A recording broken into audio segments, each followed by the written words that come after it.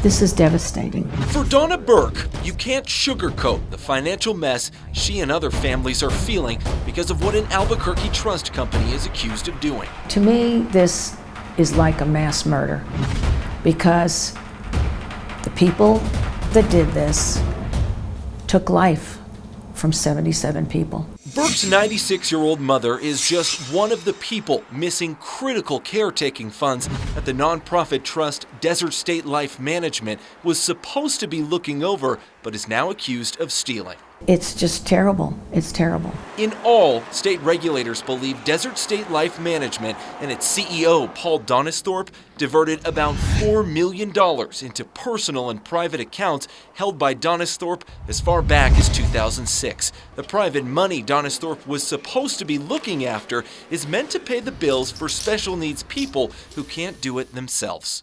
For Burke, there's definitely an impact. Money missing from her mom's account is critical for prescriptions, medical care, and housing costs. How much money should be in there about right now? Right now, just under $32,000, something like $31,925.00. How much is in there? I'm told zero.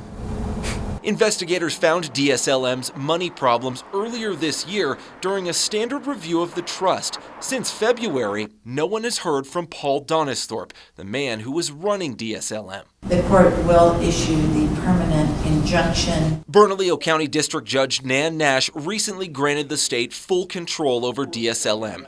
Donisthorpe was a no-show at the hearing. The ruling now means the state can start the process of recovering client funds, but that has its own problems. The state believes hundreds of thousands of dollars in DSLM's money is locked away in investments Donisthorpe made. We are under substantial belief that there are assets located in the state of Texas that are tied up into both real estate there as well as cattle and some cattle that have been bred. Donisthorpe's cattle business is called Corazon Pitchford and advertises cattle for sale online in Texas with Donisthorpe's contact information on their posters. Since the state doesn't have the money to hire someone else to do the work, financial regulators say they'll have to decide how and when to sell Donisthorpe's bovine investments. Do we really want to be as receiver in the cattle business for another 6 months or so till those cattle have their calves and then become worth more? Or do we try to sell those faster?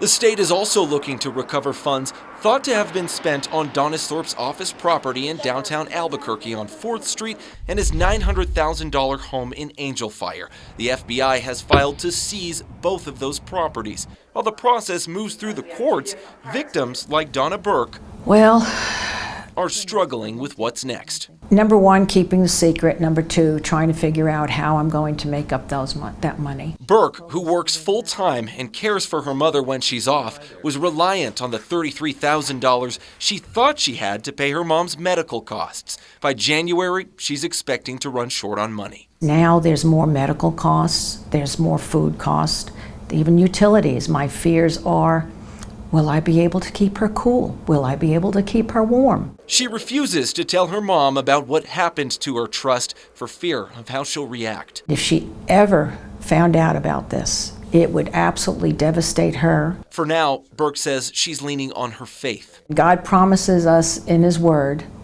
to fret not when the evildoers seem to prosper, and to rest in the Lord and trust and do good, and you will be fed. And I believe that. By next month, the state could have a better idea of just how much money they may be able to recover. On special assignment, Chris McKee, KRQE News 13.